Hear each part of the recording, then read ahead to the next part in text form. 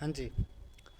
स्वागत है आप सभी का आपके अपने YouTube channel brothers education hub पे। तो जिस कड़ी के अंदर अपने कंटिन्यू बात कर रहे थे उसी कड़ी के अंदर अपने पुनः अपने कंटिन्यूटी के साथ में आ चुके हैं। यानी कि मैं अगर कहूँ तो सिंपल सी बात कहूँ तो किसके अंदर जो अपने हरियाणा व पंजाब की जो LDC की वैकेंसी आई हुई है, देखो तारीख उसकी बहुत पास है, पेपर होने की संभावना बिल्कुल नज़दीक आ चुकी है। तो अपनी तैयारी को करते रहिए, तैयारी को बीच में मत रोकना, तैयारी बिल्कुल सुचारू रूप से तैयार रहिएगा। और कमेंट आ रही है सर करंट करंट, देखो बिल्कुल तैयार हो रहा है, करंट टाइप हो रहा है, बिल्कुल करंट टाइप हो रहा है। तो करंट को उसको लेके आ रहे हैं, बस थोड़ा सा टाइम लगेगा, करंट पूरा का पूरा निचोड़ कर देंगे पीछे का। करंट पूरा टाइप हो रहा है, हरियाणा पंजाब के लिए जो भी इंपॉर्टेंट करंट है वो सारा निचोड़ निकाल देंगे, करंट टाइप हो रहा है बिल्कुल। इतने स्टडीज के पढ़ते रहिए। और जो भी आपने कोर्स नहीं लिया, जिसने वो परचेज नहीं किया, जल्दी से जाके अगर परचेज भी करना चाहते हो, पढ़ना चाहते हो तो वो भी कर लेना। और हाँ, चैनल के एक प्ले लिस्ट के अंदर पंजाब पुलिस की जो भी वैकेंसी आई हुई है,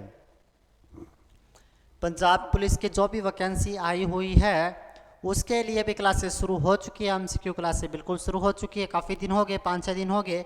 जो MCQ की कड़ी के अंदर पंजाब पुलिस के लिए भी स्पेशल क्लासेस चलती है रोजाना, तो वो भी क्लासेस लेना ना भूलिए आप, वो भी क्लास रोजाना लीजिएगा। चले पर्सन इसकी तरफ स्टडी की और थोड़ा सा मिक्स जीके है, सब कुछ इसके अंदर साथ है। सूर्य का आकार पृथ्वी से कितने गुना बड़ा है? वो ये ला सूर्य अपना, सूर्य का आकार पृथ्वी से कितना गुना बड़ा है, यानी कि यह है तो सूर्य सन, और यह अर्थ। सूर्य का आकार पृथ्वी से कितना गुना बड़ा दिखता है? तो सुन लेना, 115 गुना, 109 गुना, 100 गुना या फिर 124 गुना। सूर्य का आकार पृथ्वी से 109 गुना बड़ा है। सूर्य का आकार पृथ्वी से कितना गुना बड़ा है? 109 गुना बड़ा है। सिंपल सी बात याद रख सकते हैं, यानी कि पृथ्वी बड़ा। हम अब इसके बारे में दो बातें बता देता हूं। एक तो ग्रह होता है, एक उपग्रह होता है। ग्रह तो वह होते हैं जो कि सूर्य के चारों ओर चक्कर लगा, यानी कि यह सूर्य है। अब सूर्य बना के दिखाता हूं आपको मैं। ग्रह तो वह होता है जो सूर्य के चारों ओर चक्कर लगाए।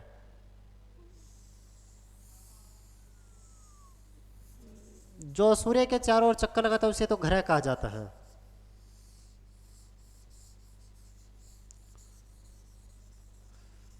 सुनना, अब कभी कभार आप कंफ्यूजन हो जाते हो, अभी सर ग्रह क्या होता है, उपग्रह क्या होता है। ये मान के चलना सूर्य यहां से थोड़ा सा बिंगा हो गया ना,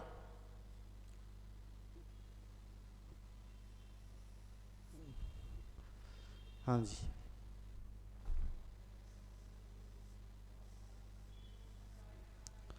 हो गया, ये बन गया सूर्य अपना। ठीक है सर, सूर्य तो बना दिया, अब क्या बनाना है? अब बनाने पृथ्वी। तो पृथ्वी कैसी दिखती है? नीली दिखती है, पृथ्वी को नीले बना देते हैं। ठीक है, और यह रही अपनी पृथ्वी।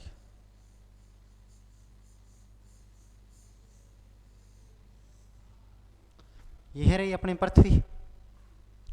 ठीक है सर, हो गया। तो अभी वापस कम कर लेते हैं।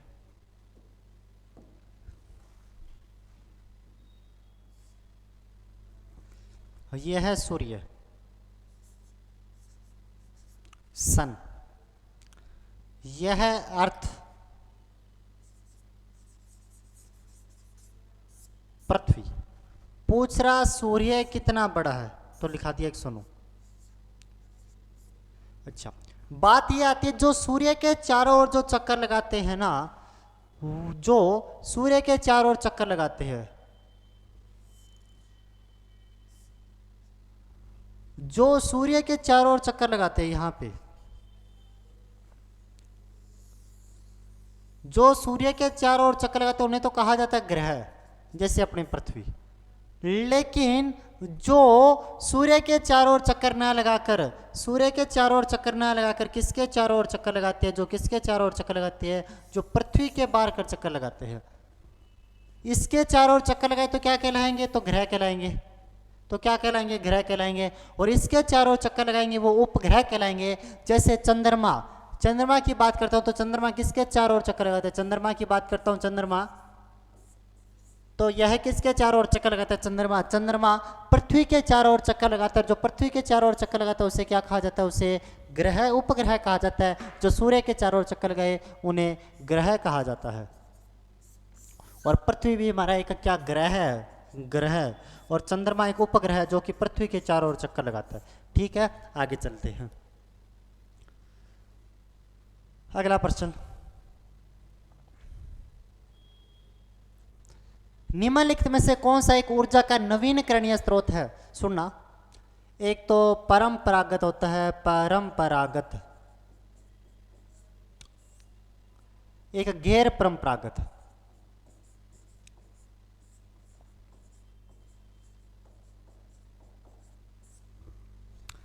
अनवीनकरणीय,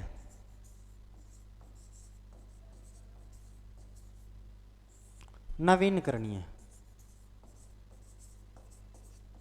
सुनना एक जैसे होते हैं। परंपरागत यानी कि जिनका उपयोग परंपरा से करते चले आ रहे हैं, परंपरा से जिनका उपयोग करते चले आ रहे हैं वो खत्म हो गए, उनका अनवीन यानी नवीनीकरण नहीं कर सकते, उन्हें परंपरागत स्रोत कहा जाता है। जो परंपरा से चले आ रहे हैं, यानी जैसे मैं कहूं तो जल,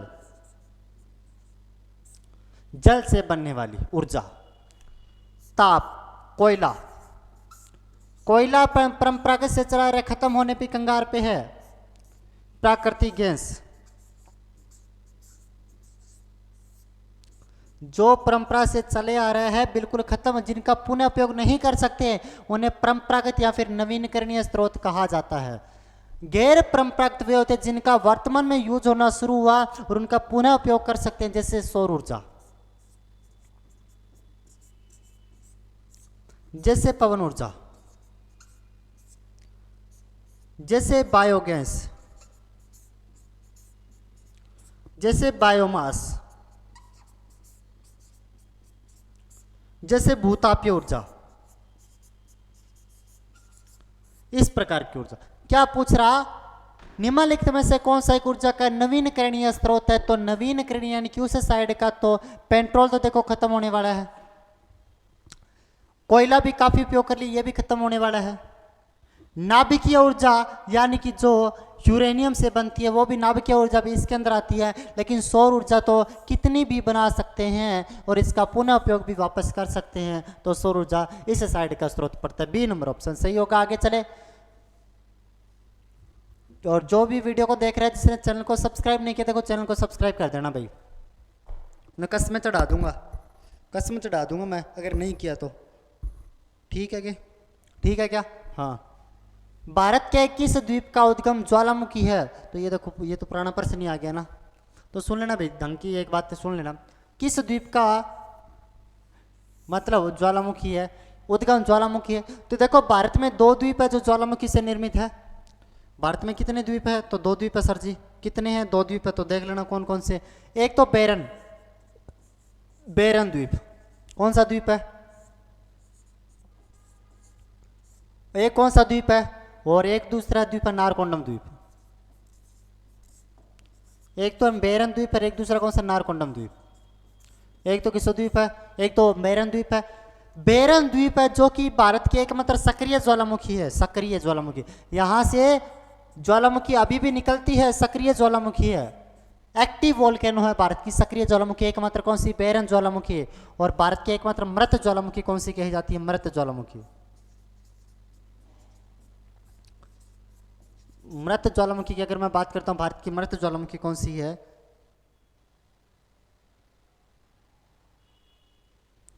भारत की मृत ज्वालामुखी की बात करूं तो मृत तो कौन सी पड़ती है? नारकोंडम ज्वालामुखी। भारत की मृत ज्वालामुखी कही जाती है, भारत की नारकोंडम ज्वालामुखी। ठीक है, आगे चले।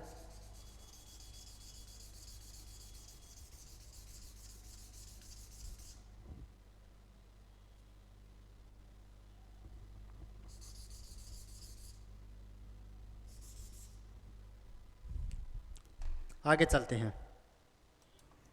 हाँ जी, आगे चले। चलो गुरुजी आगे चलो, जल्दी चलो। ठीक है अभी चल रहे। ये क्या प्रश्न? अगला प्रश्न क्या? इंटरट्रॉपिकल कन्वर्जन जोन्स ITCDZ एम निम्न वायुदा पेटी स्थित है। कुछ भी समझो को नहीं है, सच्ची थारी के समझ लगे जाए। ठीक है, ये क्या है मान के चलना, ये तो क्या अपनी पृथ्वी है।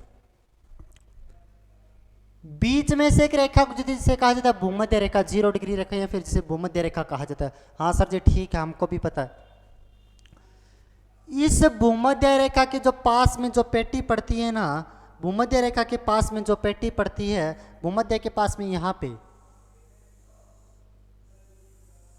भूमध्य के पास में जो पेटी पड़ती है, भूमध्य के पास में जो यहां पे जो पेटी पड़ती है,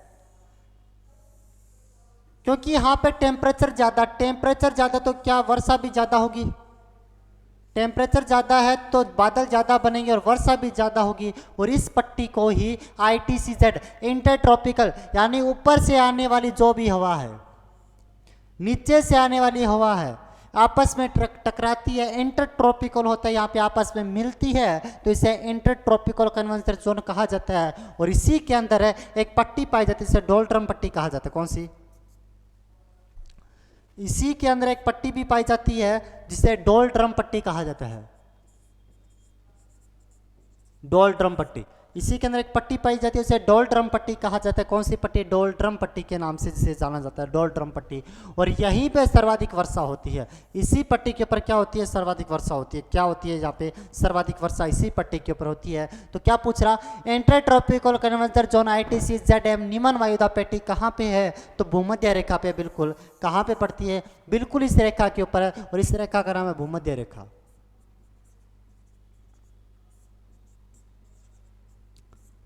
बिल्कुल इस रेखा के ऊपर पड़ते हैं, और इस रेखा का नाम क्या पड़ता है? भूमध्य रेखा पड़ते हैं। सर्वाधिक वर्षा भी यहीं पे होती है। सर्वाधिक वर्षा इसी भूमध्य रेखा के ऊपर होती है, क्योंकि हमेशा बरसता रहता है यहाँ पे पानी।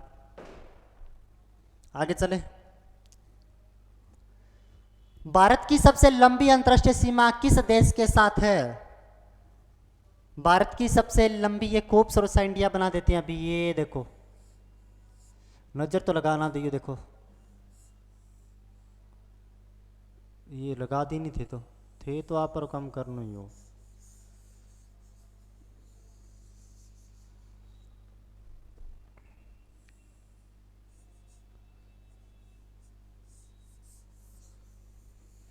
थे तो नजर नजर लगा देनी। वाह क्या इंडिया बना है।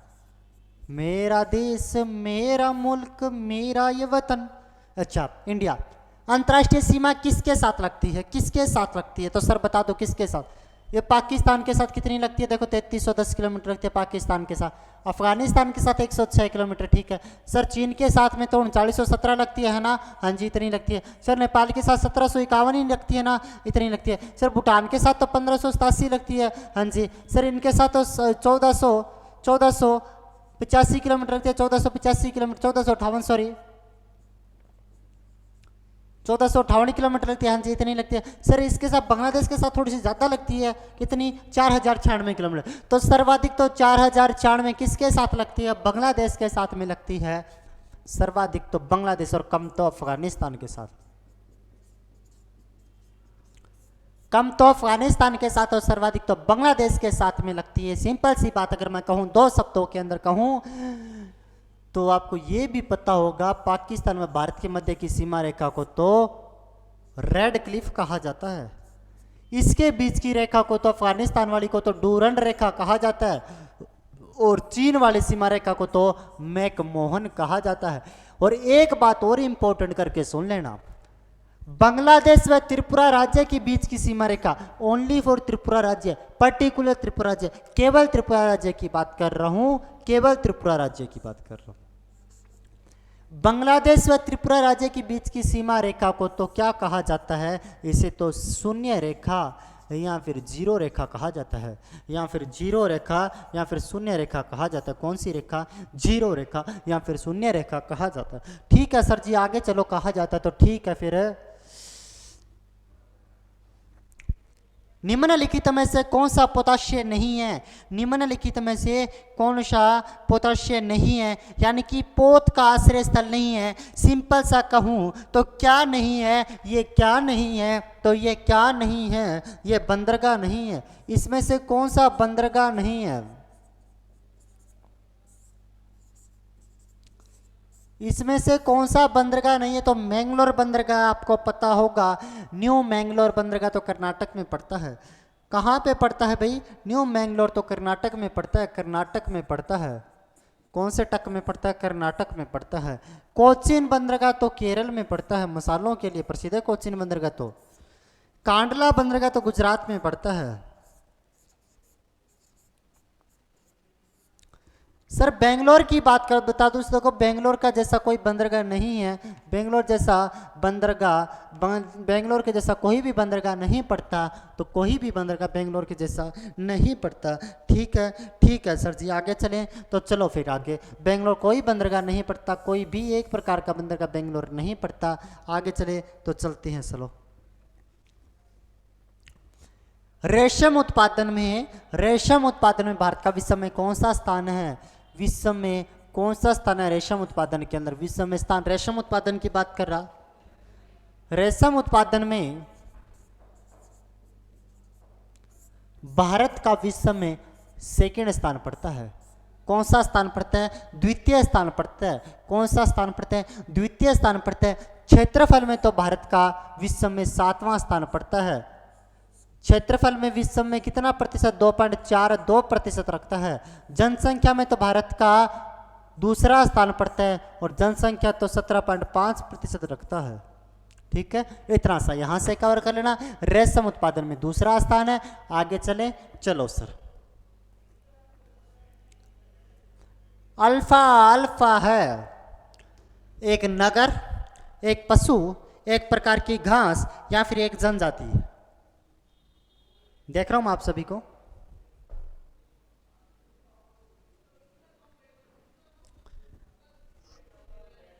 अल्फा है एक प्रकार, एक नगर है, एक पशु है, एक प्रकार की घास है या फिर एक जनजाति है। आपके पास 4 ऑप्शन है। अल्फा एक नगर, एक पशु, एक प्रकार की घास या फिर एक प्रकार की जनजाति। तो अल्फा एक प्रकार की घास पड़ती है। क्या है? अल्फा एक प्रकार की घास पड़ती है। इसका सी नंबर ऑप्शन आपके लिए सही होगा, 8 का सी। आगे चले, सुनना, बहुत अच्छा प्रश्न आपके लिए आया हुआ प्रश्न। हिमालय के किस भाग पर करेवा भू आकृति पाई जाती है? हिमालय के किस भाग पर करेवा भू आकृति पाई जाती है? करेवा की बात पूछ रहा। वो करेवा क्या चीज है? करेवा क्या बला क्या चीज है? तो इसके लिए पूछ लेते हैं। सबसे पहले इसको देख लेते हैं। करेवा हिमानीकृत जो मृदा होती है, हिमानीकृत मृदा, हिम के कण से बनी हुई जो मिट्टी होती है उसे ही करेवा कहा जाता है। और सबसे अच्छी बात, करेवा किसके लिए अच्छी मानी जाती है? तो करेवा केसर की खेती के लिए अच्छी मानी जाती है। किसके लिए? केसर की खेती के लिए सबसे अच्छी फसल जो उपजाऊ मिट्टी मानी जाती है वो करेवा की मिट्टी मानी जाती है। अच्छा सर, ये तो ठीक है, इतना बता दूं ये पाई कहाँ पे जाती है तो सारे दुख दूर हो जाए हमारे भी। तो सुन लेना, ये मुख्य हिमालय की श्रेणी हो जाती है। मुख्य हिमालय के नीचे दक्षिण में जो मध्य हिमालय आता है उसके 4 श्रेणियां हैं। 4 श्रेणियों के नाम सुन लेना। पीर पंजाल कौन सा जाल? पीर पंजाल। धौलाधर, नाग टिब्बा, कौन सा टिब्बा? नाग टिब्बा। और कौन सा भारत? महाभारत। मध्य हिमालय की 4 श्रेणियां कौन कौन सी? पीर पंजाल, धौलाधर, नाग टिब्बा, महाभारत। और जो पीर पंजाल व हिमालय के मध्य की जो घाटी पड़ती है, पीर पंजाल और जो हिमालय के मध्य की ये घाटी पड़ती है इसे कश्मीर घाटी कहा जाता है। कश्मीर घाटी, कुल्लू घाटी, कांगड़ा घाटी और काठमांडू घाटी। पीर पंजाल व मुख्य हिमालय के मध्य में जो घाटी पड़ती है ना, उसे कौन सी घाटी कहा जाता है? उसे कश्मीर घाटी कहा जाता है। कौन सी घाटी? कश्मीर घाटी कहा जाता है। और इसी कश्मीर घाटी के अंदर कौन सी मिट्टी पाई जाती है? करेवा मिट्टी पाई जाती है, जो कि किसके लिए प्रसिद्ध है? किसके लिए प्रसिद्ध पड़ती है? वो तो केसर के लिए प्रसिद्ध पड़ती है और हिमालय में पड़ती है, जम्मू कश्मीर में पड़ती है। यही प्रश्न पूछा जा रहा। पूर्वी हिमालय, हिमालय के किस भाग में करेवा पाई जाती है? तो पूर्वी हिमालय में बिल्कुल नहीं है, उस साइड में। उत्तर पूर्वी हिमालय में बिल्कुल भी नहीं है। हिमालय उत्तराखंड हिमालय में बिल्कुल उत्तराखंड में तो है ही नहीं, यह तो जम्मू कश्मीर के साइड में पड़ती है, कश्मीर हिमालय में पड़ती है। तो इसका सी डी नंबर ऑप्शन बिल्कुल सही होगा। आगे चलते हैं तुरंत, ठीक है।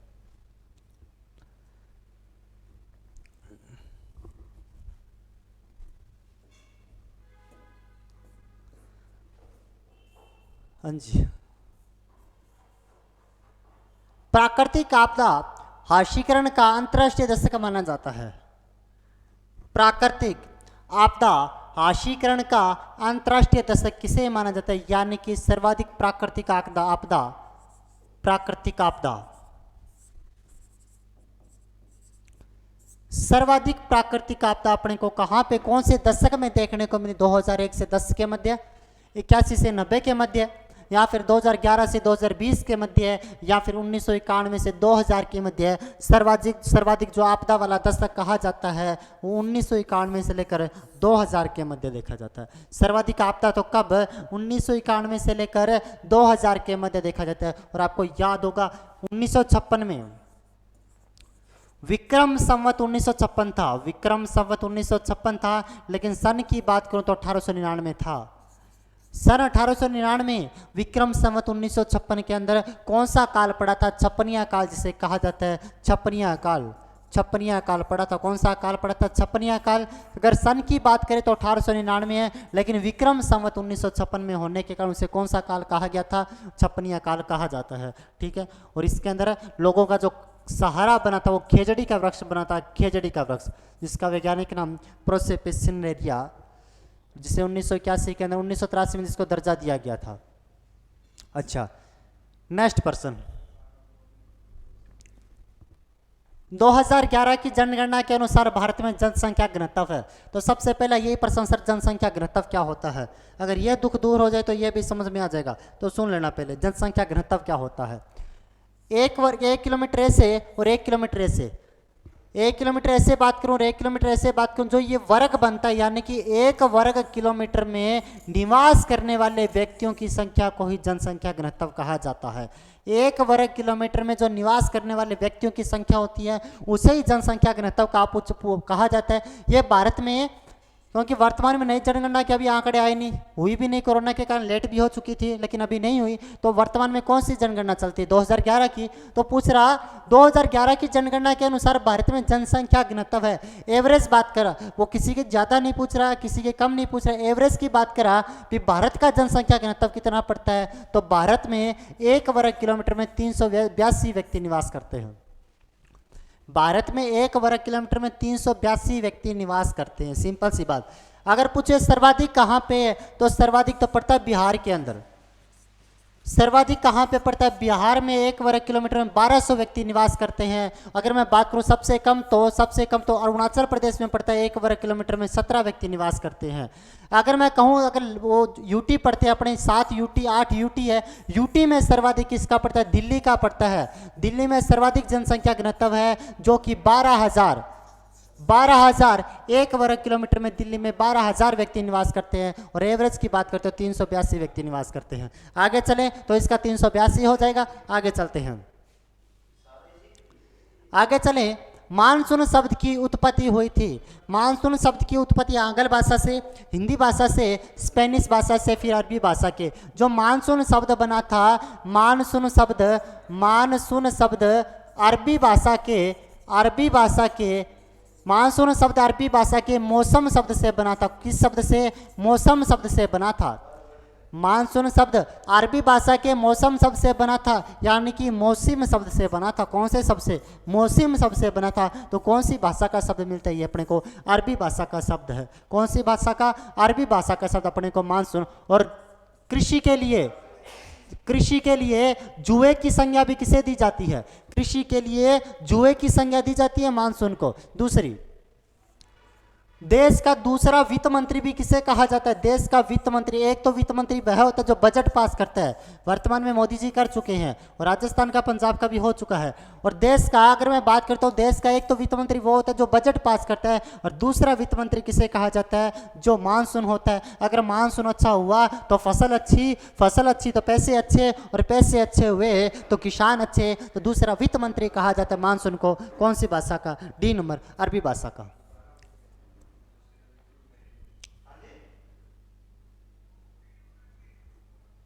अगला प्रश्न सुनना। निम्नलिखित में से किस देश की भारत के साथ सबसे लंबी स्थलीय सीमा है? तो देखो बता चुका हूं मैं, बता चुका हूं किसकी सबसे लंबी है। ये बांग्लादेश के साथ में है। ये अपने जुलूस फालतू का निकाला जा रहा है। इसके साथ 3917 है, नेपाल के 1751 है, पाकिस्तान के साथ 3310 है, और बांग्लादेश के साथ 4096 किलोमीटर, 0.6 किलोमीटर लगती है। ये इसके साथ पड़ते हैं। तो सर्वाधिक कहाँ पे? बांग्लादेश के साथ में। सर्वाधिक तो बांग्लादेश के साथ में लगती है। अगर मैं कम की बात करता हूँ तो अफगानिस्तान के साथ में कम, तो आपको मैं पहले ही बता चुका हूँ, अफगानिस्तान के साथ में 106। और कुल तलीय स्थलीय सीमा की बात करता हूँ, कुल स्थलीय सीमा 7 देशों के साथ लगती है। टोटल लंबाई 15,200 किलोमीटर है।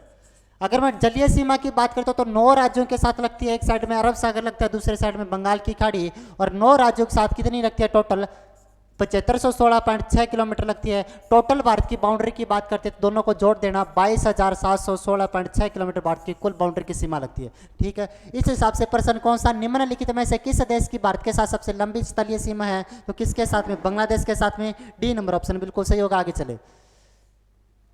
अच्छा, अगला प्रश्न सुनना।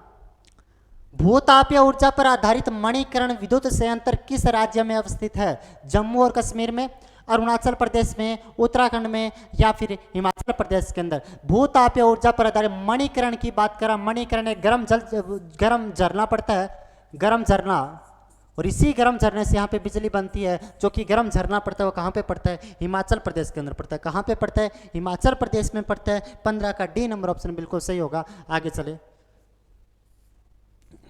हाँ जी, अगला प्रश्न।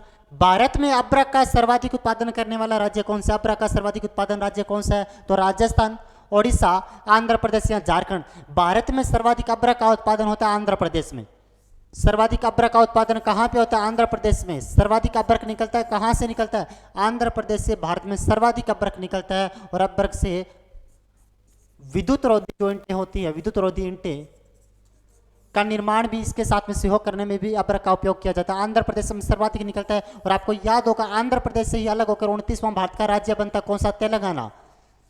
और जो बना कब था? जो बना था 2 जून 2014 को। 2 जून 2014 को भारत का 29वां राज्य बनता है। कौन सा? आंध्र प्रदेश से अलग होकर तेलंगाना। आगे चलते हैं। और झारखंड में जो पठार पड़ता है उसे छोटा नागपुर का पठार कहा जाता है। कौन सा? छोटा नागपुर का पठार। छोटा नागपुर का पठार, जो कि किसके लिए प्रसिद्ध पड़ता है? कोयले के लिए प्रसिद्ध है। कोयले के लिए प्रसिद्ध है। और भारत का रूर प्रदेश भी कहा जाता है, क्योंकि जर्मनी का जो रूर क्षेत्र पड़ता है, जो जर्मनी का रूर क्षेत्र पड़ता है वो कोयले के लिए प्रसिद्ध है। और भारत में कोयले के लिए कौन सा? छोटा नागपुर का पठार। इसलिए भारत में जो रूर प्रदेश की उपमा दी जाती है कौन से पठार को? छोटा नागपुर के पठार को। यहाँ पे पड़ता है। और अब्रक सर्वाधिक आंध्र प्रदेश में। आगे चलते हैं। हाँ जी, इतने ही प्रश्न थे। तो बाकी अपने अगर वीडियो अच्छी लगे तो अच्छे से लाइक करना, अच्छे से कमेंट भी करना, और कंटिन्यू अपनी क्लास से चलती रहेगी, इसी प्रकार आती रहेगी। और जिसने भी चैनल को लाइक नहीं किया या फिर सब्सक्राइब नहीं किया वो भी सब्सक्राइब भी कर देना, अपना नैतिक कर्तव्य भी पूरा करना। तो मिलते हैं अपने कल नेक्स्ट क्लास में। तब तक के लिए जय हिंद, थैंक यू।